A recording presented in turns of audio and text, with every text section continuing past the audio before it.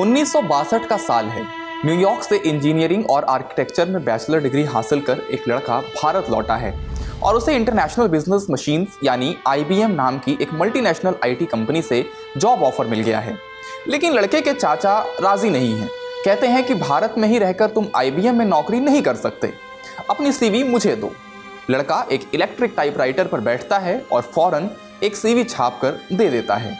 लड़के के चाचा उसे टाटा इंडस्ट्रीज में असिस्टेंट की नौकरी पर रखवा देते हैं। लड़के का नाम रतन नवल टाटा और चाचा का नाम हुआ जहांगीर रतनजी दादाभाई टाटा। रतन टाटा नहीं रहे। अपने जीवन में करीब 9 दशक गुजरते देखने वाले और जेनजी युग में जोरदार तरीके से रील्स में वायरल रतन टाटा की तबीयत खराब चल रही थी। रतन टाटा और पालतू जानवरों से उनका लगाव अब इतिहास में दर्ज कहानी हो चुकी है। आज इस वीडियो में आपको बताएंगे रतन टाटा की निजी जिंदगी से जुड़े कुछ ऐसे पहलू जो उनके बरगद जैसे पसरे कारोबार की छांव में कम ही सामने आता है। इंडिया टुडे मैगजीन में अलग अलग वक्त पर छपी उनकी कहानी भी बताएंगे। ये भी कि जब JRD टाटा के उत्तराधिकारी की तलाश चल रही थी तो आखिर क्यों रेस में सबसे आगे रतन टाटा ही थे। उनकी नैनो कार वाली कहानी जर्मन शेफर्ड के साथ उनके दिलचस्प लगाव की कहानी, उनके नीले शर्ट और भूरे शेड वाले कोट टाई की।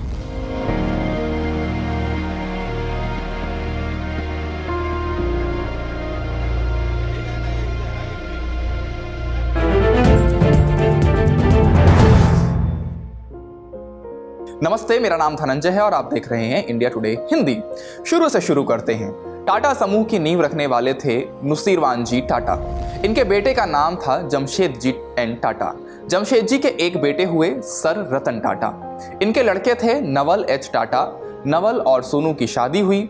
दोनों ने एक बच्चे को जन्म दिया जिसका नाम रखा गया रतन एन टाटा। वही रतन टाटा जिनकी बात इस वीडियो में हो रही है। 1937 में जन्मे रतन 1955 में न्यूयॉर्क के कॉर्नेल यूनिवर्सिटी में पढ़ाई करने चले गए। 7 बरस खर्च कर इंजीनियरिंग और आर्किटेक्चर की बैचलर डिग्री हासिल कर अपने देश भारत लौटे। यहाँ आए तो उन्हें कुछ कंपनियों से काम करने का ऑफर मिला। इन्हीं में से एक कंपनी थी IBM, जिसकी कहानी से इस वीडियो की शुरुआत हुई। कुल जमा बात ये कि 1962 में भारत लौटकर रतन ने टाटा ग्रुप ज्वाइन कर लिया। उन्होंने Tata engineering and locomotive company, जिसे अब टाटा मोटर्स कहते हैं, कि जमशेदपुर प्लांट में 6 महीने ट्रेनिंग भी ली। यहाँ ट्रेनिंग पूरी हुई तो Tata iron and steel company यानी टिस्को में ट्रेनिंग के लिए ट्रांसफर हो गया और फिर टिस्को में ही 1965 में इंजीनियरिंग डिवीजन के टेक्निकल ऑफिसर बन गए। अलग अलग सालों में अलग अलग पदों पर रहकर वो टाटा के लिए काम करते रहे। इस कंपनी में वो एक कर्मचारी की हैसियत से तब तक काम करते रहे जब तक कि उन्हें टाटा की एक लगाम नहीं मिल गई। और ये साल था 1981, जब उन्हें टाटा इंडस्ट्रीज का चेयरमैन बनाया गया। करीब 1 दशक तक ये जिम्मा संभालने के बाद 25 मार्च 1991 को उन्होंने JRD टाटा की जगह ली और टाटा सन्स और टाटा ट्रस्ट के चेयरमैन बना दिए गए। लेकिन ये कुर्सी मिलना इतना आसान था? जवाब है बिल्कुल नहीं। टाटा एक ऐसा ग्रुप था जहां अलग अलग कंपनियां काम कर रही थीं। इन कंपनियों के डायरेक्टर्स थे और उस वक्त तक सेंट्रल कोऑर्डिनेशन का कोई फंक्शन असरदार नहीं था। इंडिया टुडे मैगजीन के 15 अक्टूबर 1988 के अंक में M रहमान अपनी रिपोर्ट में लिखते हैं, कई महीनों से टाटा समूह में फेरबदल होने की चर्चा है। समूह की कंपनियों में से एक का प्रभावशाली प्रमुख तो अपना पद छोड़ रहा है। दूसरे ने अपने वरिष्ठ साथी का काम न पा सकने की खबरें आती ही कुछ महीने पहले अवकाश लेने की इच्छा जाहिर की थी। और तीसरा उसी कंपनी का अध्यक्ष बनने जा रहा है जिसका वह प्रबंध निदेशक है। टाटा समूह के कई निदेशक एक मजबूत केंद्रीय संगठन की जरूरत महसूस करते हैं। मजबूत प्रबंधकों की अगुवाई वाली कई कंपनियों के इस ढीले ढाले समूह में ये बात एक युग के समाप्त होने का संकेत है। इसी रिपोर्ट में JRD टाटा के साथ हुई बातचीत छपी मिलती है। M रहमान जब JRD से टाटा सन्स के अध्यक्ष पर उनकी राय पूछते हैं तो वो कहते हैं, जब मैं अवकाश लूंगा तो नए अध्यक्ष का फैसला मैं नहीं, निदेशक मंडल करेगा। मुझे लगता है अध्यक्ष के मामले में टाटा उपनाम वाले व्यक्ति को ज्यादा सुविधा रहेगी। यही कारण है कि अखबार वाले रतन टाटा को मेरा उत्तराधिकारी बताने लगे हैं। लेकिन M रहमान 15 अक्टूबर 1988 की ही रिपोर्ट में इस बात को दर्ज करते हैं, कुछ वर्षों पहले जब रतन टाटा को इस समूह की प्रमुख कंपनी टाटा इंडस्ट्रीज का अध्यक्ष बनाया गया था, तभी ये माना जाने लगा था कि वे JRD के उत्तराधिकारी हैं। JRD का तब ये कहना कि टाटा उपनाम वाला ही व्यक्ति कमान संभाले तो सुविधा होगी, इशारों में रतन टाटा के नाम पर मुहर की तरह देखी गई। लेकिन इस दौड़ में 70 साल के रूसी मोदी भी शामिल थे, जो टाटा स्टील के तत्कालीन अध्यक्ष थे।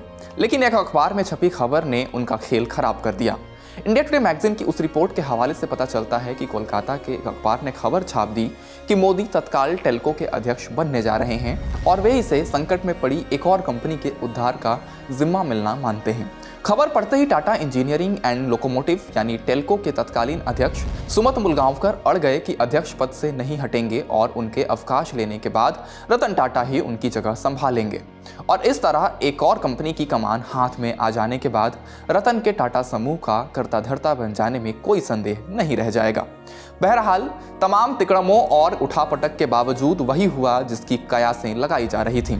जेआरडी ने कुर्सी छोड़ी और रतन टाटा ने Tata sons and Tata trust के चेयरमैन पद की जिम्मेदारी संभाल ली।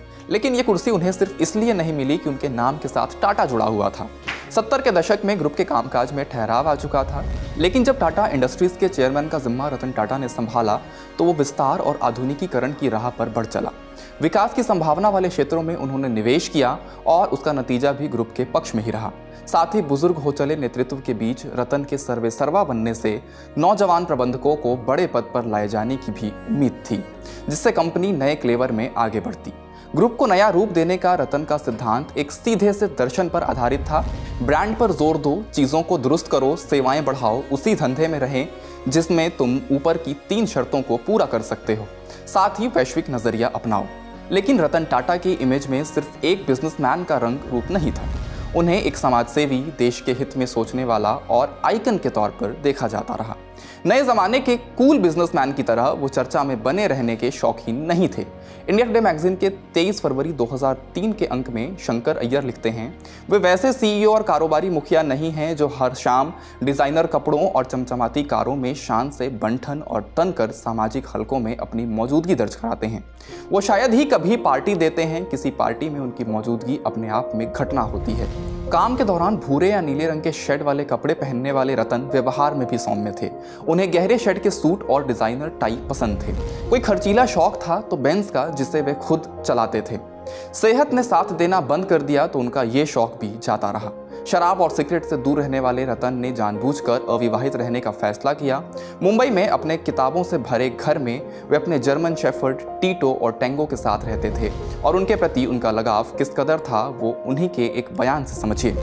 टाटा ने एक इंटरव्यू में कहा, पालतू जानवरों के रूप में डॉग से मेरा लगाव हमेशा गहरा रहा है और जब तक मैं जीवित हूं तब तक ये जारी रहेगा। अब उनके साथ ये प्यार भी विदा ले चुका है। शंकर अय्यर की 2003 वाली रिपोर्ट में ही उनका एक विस्तृत इंटरव्यू भी मिलता है। तब अटल बिहारी वाजपेयी भारत के प्रधानमंत्री थे। पीएम के ही रेफरेंस में उनसे सवाल किया गया कि लोगों का कहना है कि आप प्रधानमंत्री की तरह नरम स्वभाव के हैं।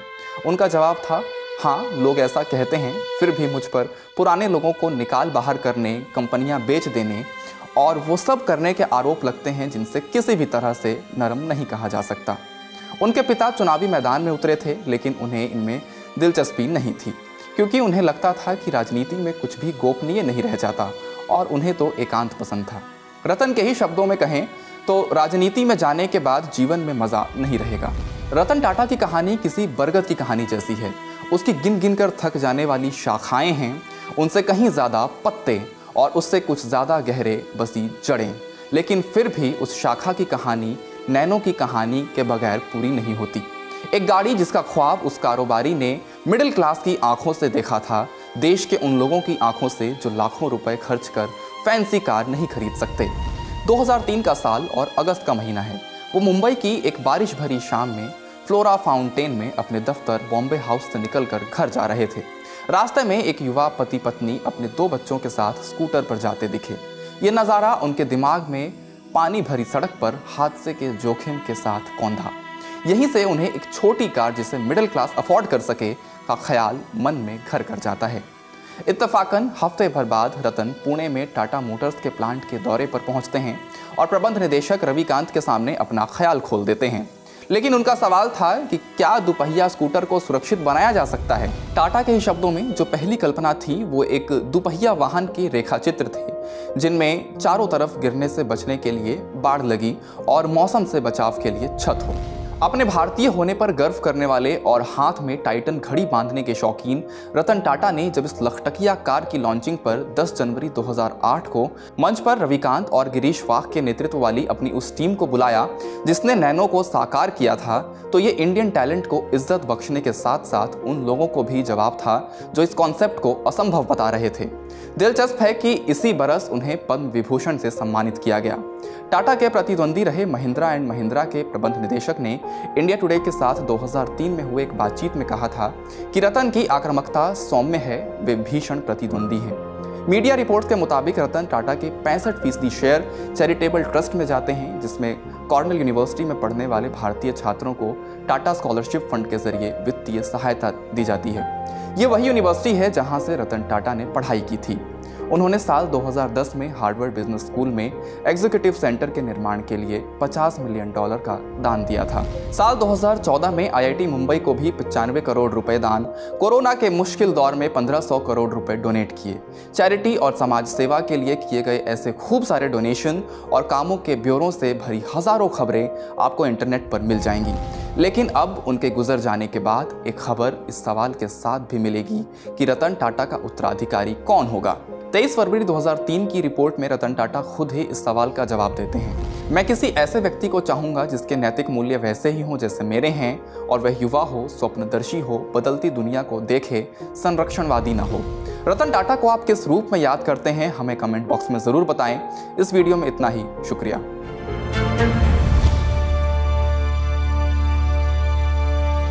इसी तरह की तसल्ली से भरी हुई एक्सक्लूसिव रिपोर्ट्स देखने के लिए सब्सक्राइब करें इंडिया टुडे हिंदी का YouTube चैनल और बेल आइकन जरूर प्रेस करें ताकि वीडियो अपलोड होते ही आपको खबर हो जाए।